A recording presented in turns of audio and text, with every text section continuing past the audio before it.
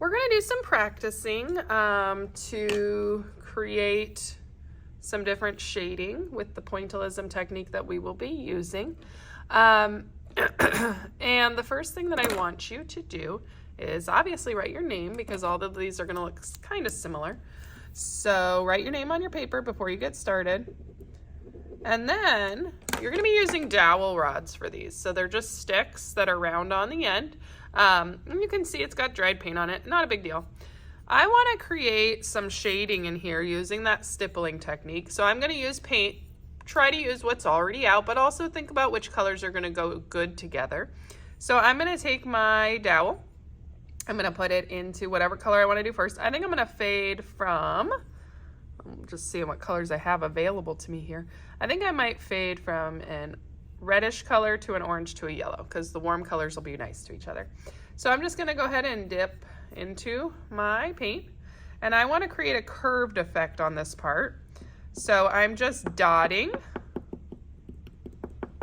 the paint on. It's going to kind of leave a cool texture.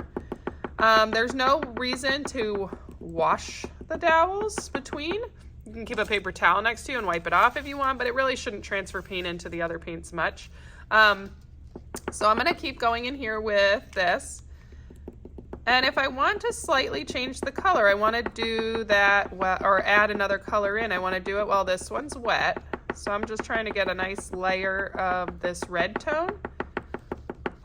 But it's kind of boring. It just looks solidly painted. So I'm going to go ahead and start while it's wet and start dabbing in some of the orange.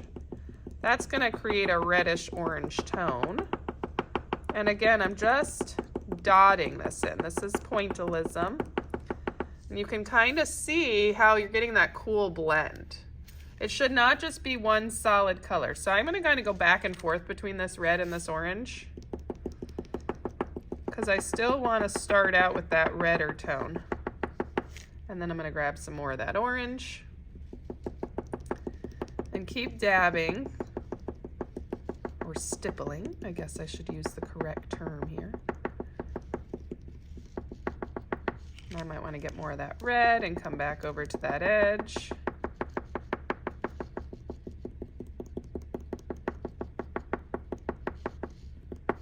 And then I'm going to grab some more of that orange, and I'm going to start to let it fade to more of the orange tone. And then I'm going to do the same thing from the orange into the yellow. So now I'm going to start to really transfer to make this more of an orange tone in the middle.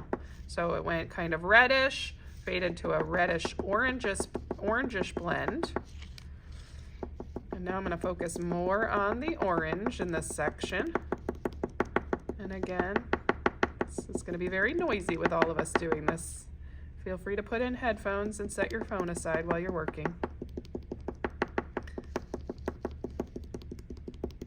I really want to see that blend though. I don't want to see like a bunch of red and then a bunch of orange down the middle, which means you really got to work on blending while the other paint before is still wet. All right, I'm going to start fading in that yellow, because now I want to go into an orangish yellow.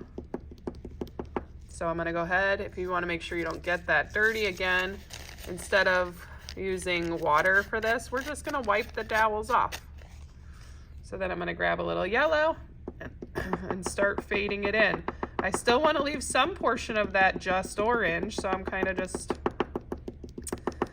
adding it in to start to get that yellow orange, and then eventually, like I did with the other colors, I will get to a just yellow tone. But first I want to get it blended kind of with this orangey.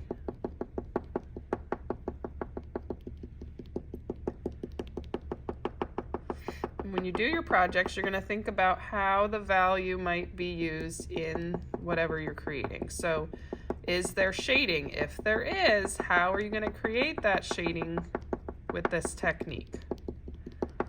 It might help if in this bottom one, the bottom circle, you use black and white and go start out from black and fade to white, to gray, and then into a white. Or just use white and another color. That would even work. And I'll show you what I mean in just a second. All right, so now I've got a red, red, orange, orange, yellow, And I'm just gonna let this fade. And again, dotting.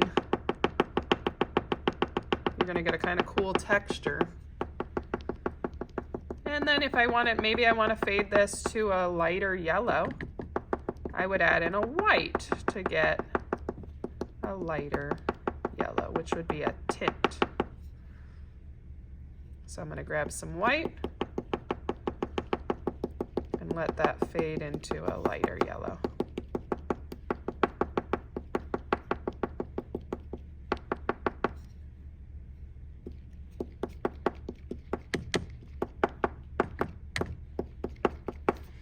And now what I was talking about with the bottom circle is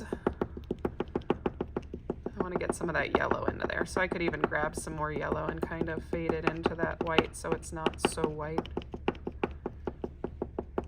All right, I'm going to wipe my dowel. So that's my first circle. And then on this bottom circle, I'm going to try just using white and a color. Any color, choose one color. So maybe I'm gonna go from a blue and then same process, I'm just gonna stipple it in. So just kind of stamping down that paint.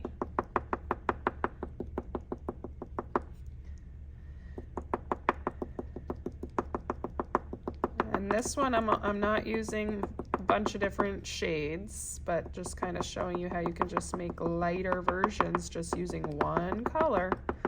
I'm going to grab some white and start to go in that blue. And again, straight up and down so you get kind of that cool texture.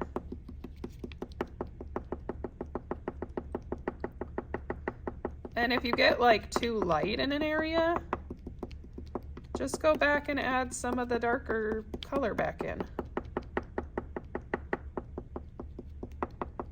I want to keep getting lighter with this. So I'm going to grab some blue, but a very small amount, and then I'm going to get some more of that white. And just keep working to get lighter and lighter. Once you finish both circles, so the first one, I want you to use at least 3 colors where you're transitioning from one into another. And then I want you to use just one color and try to get it to fade from a dark version of that color, so kind of a gradient, value scale almost, into almost totally white, which is what you can see I'm doing here. These will go on your on the drying rack. Please make sure your name is on it. You will need to show it to me as a practice grade before I allow you to move on. And then you're going to work on selecting the photo that you're going to work from. I can print something out for you, or you can use an image on your device. So that means, yes, you may have a device out to look up an image. Please make sure you are on task and not messing around with your devices. I also will have some things printed on the front table if you want to look through those. We're not tracing, you're going to try to draw it out. And make sure you're showing me your drawing before we start to add stippling to your project. And I would just keep going with this. So going from dark, fading all the way to light across that one. Okay? All right. Go ahead and start your practice. When you finish with the dowel rods, make sure you're wiping them off completely. Do not throw these away. There's a container on the back counter, and you can go ahead and put the dowel rods in there and close up the paints. Make sure everything's put away, and these go on the drying rack.